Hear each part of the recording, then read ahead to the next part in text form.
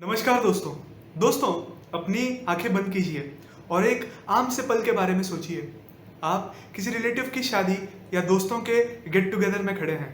आपने अपने सबसे बेहतरीन कपड़े पहने हैं। उस वक्त उस एक बेफिक्र मोमेंट में आप अपनी जिंदगी से पूरी तरह मुतमीन हैं, खुश हैं, जिंदगी ठीक चल रही है। पर तभी हॉल के दरवाजे से आपका एक पुराना दोस्त अंदर आता है। वो सीधा आपके पास आता है और बातों बातों में एक छोटी सी मुस्कुराहट के साथ बताता है कि उसकी कंपनी ने उसे एक बहुत बड़ा प्रमोशन दे दिया है, उसका पैकेज दुगना हो गया है, या उसने शहर के सबसे पॉश इलाके में एक नया सी फेसिंग अपार्टमेंट लिया है।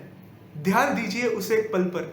बाहर से आप तुरंत एक खुशी का मुखौटा पहन लेते हैं, गले लगाते हैं उसको और बोलते हैं कॉन्ग्रेचुलेशंस भाई।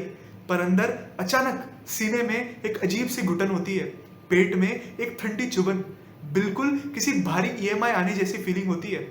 आपकी वो ठीक ठाक चल रही जिंदगी, आपके वो नए कपड़े अचानक किसी सस्ते मजाक जैसे फीके और बेकार लगने लगते हैं। एक सेकंड पहले तक आप अपनी कहानी के हीरो थे, पर किसी और की सक्सेस ने अचानक आपको हारा हुआ साइड कैरेक्टर बना दिया। ऐसा आखिर क्यों होता है दोस्तों? हमने अपनी सच्ची खुशी का गला घोटकर अपने सुकून का रिमोट कंट्रोल किसी और की कामयाबी के हवाले क्यों कर दिया है? अकेले में आईने से आंखें मिलाएं और पूरी ईमानदारी से पूछिएगा, क्या हम सच में आगे बढ़ना चाहते हैं या बस अंधेरे कोने में बैठकर अपने से आगे निकलने वालों के गिरने का इंतजार कर रहे हैं? ये वीडियो आज आपको चुभेगा, क्योंकि आज हम उस सच का सामना करेंगे जिससे हम सारी उम्र भागते आए हैं।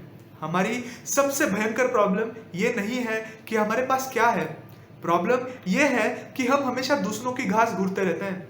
हम दूसरों की जिंदगी देखकर खुश या दुखी होते हैं, जबकि जिंदगी का सबसे अच्छा नियम है अपनी घास को इतना पानी दो कि तुम्हें कभी देखना ही ना पड़े कि किसी और की घास कितनी हरी है। ये साइलेंट इनएडेक्वेसी आती कहां से है?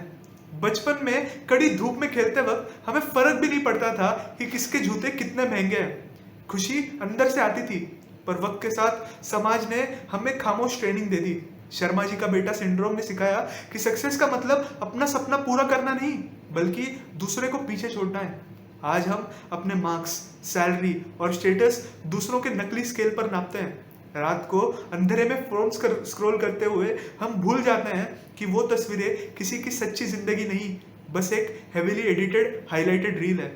उन छोटी मुस्कुराहटों के पीछे कितनी भारी ईएमआई और कितना अकेलापन छुपा है, ये स्क्रीन पर नजर नहीं आता। पर हमारा इनसिक्योर दिमाग सामने वाले की हाईलाइट रील को हमारे बिहाइंड द सीन स्ट्रगल्स से कंपेयर करता है, और ऐसी अनफेयर नापतोल में हमारा पलड़ा हमेशा हल्का लगता है। इस कंपैरिजन की कैद को समझने के लिए एक जवान लड़के की कहानी सोचिए। उसने दिन रात धक्के खाए, ओवर टाइम करके अपनी पहली अच्छी सेविंग्स इकट्ठा की। बहुत रिसर्च के बाद उसने तय किया कि वो अपने बजट और ज़रूरत के हिसाब से एक नया एंड्रॉयड फ़ोन खरीदेगा। वो खुश है कि उसकी मेहनत उसके शौक के काम आएगी, पर जैसे ही वो डिनर टेबल पर यह खबर अपने फैमिली के साथ शेयर करता है, उसकी खुशी का बल्ब तभी फ्यूज हो जाता है। बड़ा भाई तंज कसता है, यार थोड़े और लोन लेकर सीधा आईफोन ले ले। ऑफिस की मीटिंग में टेबल पर रखेगा तो लोगों को तेरी रिस्पेक्ट पता चलेगी। बहन कहती है एंड्रॉयड ही लेना है तो सैमसंग का टॉप मॉडल ले ले। पड़ोस वाली शर्मा आंटी के बेटे के पास भी वही है। दोस्तों के बीच क्या इज्जत रह जाएगी तेरी? इस टेबल पर आखिर क्या मरा गया? उस लड़के की अपनी सच्ची खुशी और उसके पूरे पसंद की अचानक कोई रिस्पेक्ट ही नहीं रही। लोग क्या कहेंगे का जहर इतना टॉक्सिक होता है कि वो अपने अंदर की आवाज दबा देता है। अगले ही दिन वो ईएमआई पर ऐसी चीज घर ले आता है जिसकी उसे असल में कभी जरूरत ही नहीं थी। महीने की पहली तारीख आती है और ईएमआई डिडक्ट होने की बीप उस लड़के के दिल पर 10 किलो का भारी पत्थर रख देती है। उसका अपना फेवरेट खाना, शाम की चाय, उसकी आज़ादी, सब उस एक फ़ोन की ईएमआई ने कैद कर लिया है। पर ध्यान से सोचिए, क्या असली प्रॉब्लम वो महंगा फ़ोन था? नहीं, असली प्रॉब्लम ये था कि उस लड़के की खुशी उस फ़ोन से नहीं, बल्कि दूसरों की नज़रों से जुड़ी हुई थी। जब तक हम अपनी जमीन को पानी देने के बजाय दूसरों की हरी घास को देखकर जिंदगी के फैसले लेते रहेंगे, तब तक सच सुकून कभी नहीं मिलेगा। अपनी घास को पानी दो, अपनी रिस्पेक्ट और अपनी ठहराव में जीना सीखो, ताकि दूसरे की महंगी चीज तुम्हें कभी छोटा ना फील करवा सके। ये बीमारी सिर्फ डिजिटल दुनिया तक सीमित नहीं है। एक पुराने भीड़ भाड़ वाले बाजार के बारे में सोचिए। एक साधारण दुकान का मालिक पिछले 25 साल से वहां कपड़े बेच रहा है। दुकान छोटी है पर वहां एक अजीब सा ठहराव और सुकून था। उसकी आमदनी से बेटियां पढ़ती हैं और उनकी शादी भी हो गई, और रात को वो गहरी नींद सोता। वो अपनी छोटी सी दुनिया का अकेला राजा था। पर अचानक सड़क के उस पार एक चमकती हुई ग्लास की आलीशान लाइफ टाइम शोरूम खुल गई। अजीब बात यह थी कि उस नए शोरूम से इसका धंधा चौपट नहीं हुआ। उसके वफादार कस्टमर्स आज भी आ रहे थे उसके पास। आमदनी में रत्ती भर कमी नहीं आई। थाली में रोटियां भी उतनी ही थी। पर उस आदमी के अंदर सब कुछ बदल गया। अब वो अपने कस्टमर्स के बजाय अपना ज्यादा वक्त उस सामने वाले नए शोरूम को लगातार घूरने में बिताने लगा। उस आलीशान शोरूम की फर्जी रोशनी ने उसकी अपनी दुकान की सच्ची रोशनी को बिल्कुल फीका कर दिया। उसे लगने लगा कि उसकी 25 साल की मेहनत जीरो है, क्योंकि सामने वाले ने महल खड़ा कर दिया है। उसकी नींद रातों रात उड़ गई। अगर ध्यान से देखा जाए, उसकी दुकान नहीं बदली थी, बस उसकी नजर बदल गई थी। जब हम अपनी जमीन को पानी देना छोड़कर दूसरे की घास को लगातार देखते रहते हैं, तब सुकून हमेशा के लिए खत्म हो जाता है। हमें लगता है कि हम किसी रेस में पीछे रह गए हैं, पर असल में हम अपनी ही ठहरी हुई जमीन को अपने ही हाथों से बर्बाद कर रहे होते हैं। महान कवि कबीरदास जी ने इस साइकोलॉजी पर एक बहुत ब्रूटल उदाहरण दिया था। जब एक भूखा सड़क का कुत्ता किसी सूखी काठी हड्डी को जोर से चबाता है, तो उस काठी हड्डी के शार्प किनारों से उसकी अपनी ही जीभ छिल जाती है और खून निकलने लगता है। पर वो बेचारा कुत्ता इस भ्रम में रहता है कि यह स्वाद उसके हड्डी के अंदर से आ रहा है, और वो खुद को और ज्यादा घायल करने लगता है। हमारा कंपैरिजन भी बिल्कुल वैसा ही है। हम दूसरों की सक्सेस और चमकते महल की उस सूखी हड्डी को लगातार देखते हैं और अपने ही अंदर जेलेसी और इनसिक्योरिटी से खुद को घायल करते हैं। इसीलिए अपनी लेन में दौड़ो, अपनी घास को पानी दो, ताकि तुम्हें ऐसी किसी सूखी हड्डी की जरूरत ही ना पड़े। ये जहर सबसे दर्दनाक तब होता है जब ये हमारी दोस्ती में पहुंचता है। दो बचपन के दोस्त जिनकी जिंदगी एक जैसी थी, ठहरी हुई थी, पर वक्त बदला। एक दोस्त को मल्टीनेशनल कंपनी में टॉप जॉब मिल गई, सैलरी अचानक दुगनी हो गई और उसने एक महंगी लग्जरी गाड़ी ले ली। एक संडे नया अमीर दोस्त अपनी गाड़ी लेकर प्राउडली पुराने दोस्त से मिलने आया। उसने बाहर उतरकर खुशी से अपने दोस्त को गले लगाया, पर पुराने दोस्त के अंदर उसके दिल के किसी गहरे अंधेरे में एक जमकर रख देने वाला सन्नाटा छा गया। चेहरे पर मुस्कुराहट तो आई, पर आंखों में ठंडी दूरी थी। उसने कहा, बधाई हो भाई, तू तो बड़ा आदमी बन गया। पर उसकी आवाज में वो पुरानी सच्ची कनक नहीं थी। ऐसा क्यों हुआ? हमारा दिमाग बिना हमारी इजाजत के अपने आसपास के लोगों से अपना लेवल कंपेयर करता है, और जब अपना कोई करीबी अचानक इतना आगे निकल जाता है, तो दूसरे को अपनी फेलियर्स और कॉम्प्रोमाइजेस अचानक भयंकर रूप में दिखने लगती है।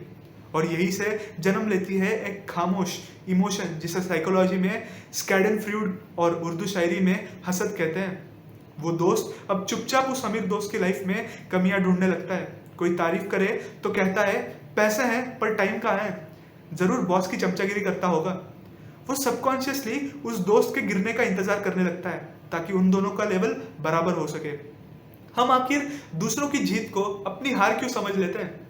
जिंदगी कोई 100 मीटर की रेस तो नहीं है। हर इंसान अपनी अलग लेन में दौड़ रहा है, उसकी अपनी अलग मंजिल है। जब हम दूसरों के गिरने की दुआ करते हैं, तो हम उन्हें पीछे नहीं खींच रहे होते, हम बस अपनी ही रफ्तार धीमी कर लेते हैं। इसीलिए सबसे बड़ा काम है अपनी घास को पानी देना। मिर्जा गालिब ने इस ईर्ष्या की आग को एक बेहतरीन शेर में उतारा था। आता है मेरे कत्ल को पर जोश ए रश्क से, आता है मेरे कत्ल को पर जोश ए रश्क से, मरता हूं उसके हाथ में तलवार देखकर। इंसान मरते वक्त अपनी जान की फिक्र करने के बजाय इस बात पर जल रहा है कि दूसरे के पास उससे बेहतर तलवार कहां से आ गई। गालिब समझते हैं कि जेलसी अंदर ही अंदर आपके अपने वजूद को खोखला करती रहती है। हम जो एनर्जी सच में आगे बढ़ने और खुद पर फोकस करने में लगा सकते थे, वो दूसरे की गिरने की दुआ करने में बर्बाद करते हैं। यहाँ पर एक बहुत ही गहरी स्टोइक फिलॉसफी आती है, जिसे हमने भुला दिया है। अगर कोई चीज़ तुम्हारे कंट्रोल में नहीं है, तो उसके बारे में परेशान होना, उस पर दिमाग खराब करना, अपनी सारी एनर्जी बर्बाद करना है। Focus on controllables. किसी और को प्रमोशन मिला या नहीं, उसे नई गाड़ी ली या नहीं, लोग आपके बारे में क्या सोचते हैं, ये आपके कंट्रोल में नहीं है। पर आप कितनी मेहनत करते हैं, आप आपकी घास को कितना पानी देते हैं, ये आपके कंट्रोल में है। संत रहीमदास जी ने पानी के महत्व को इंसान की सेल्फ रिस्पेक्ट से जोड़ा था। रहीमन पानी रखिए, बिन पानी सब सू, पानी गए ना उभरे, मोती मानस चू। बिना अपनी नेचुरल चमक या पानी के मोती और मनुष्य दोनों बेकार है। हम ईएमआई और स्टेटस की अंधी रेस में अपना सच्चा इनर पीस खो रहे हैं। जब हम अपनी वैल्यू किसी और के महंगे फोन या बड़ी गाड़ी से डिसाइड करने लगते हैं तो हमारा वजूद उस बिना चमक वाले मोती की तरह बेकार हो जाता है। लेकिन एक बात पूरे तहज्जुब से सोचिए, थोड़ी देर के लिए ठहरिए और बस सोचिए, जब हम इस दिखावे की थका देने वाली दौड़ से सच में थक जाते हैं, जब अंधेरा हो जाता है और अकेलापन का शोर दिमाग में बढ़ने लगता है, तो क्या वो महंगा ईएमआई वाला फोन या झूठा स्टेटस हमें सुकून दे पाता है? नहीं। सुकून तब मिलता है जब हम अपनी थकी हुई आंखों से दूसरों की जिंदगी नापना पूरी तरह बंद कर देते हैं। ये कंपैरिजन एक ऐसी जेल है जिसकी सलाखें लोहे की नहीं, हमारी अपनी खोखली सोच से बनी है। हम खुद इस अंधेरी जेल के कैदी हैं और हम खुद ही इसके मालिक बने हैं। हम बाहर इसलिए नहीं निकलते क्योंकि हमें डर है कि इस नकली खेल के बिना हमारी पहचान बचेगी। दूसरों की कामयाबी कभी भी आपकी नाकामयाबी नहीं होती, उनका रेस जीतना आपका हारना नहीं होता।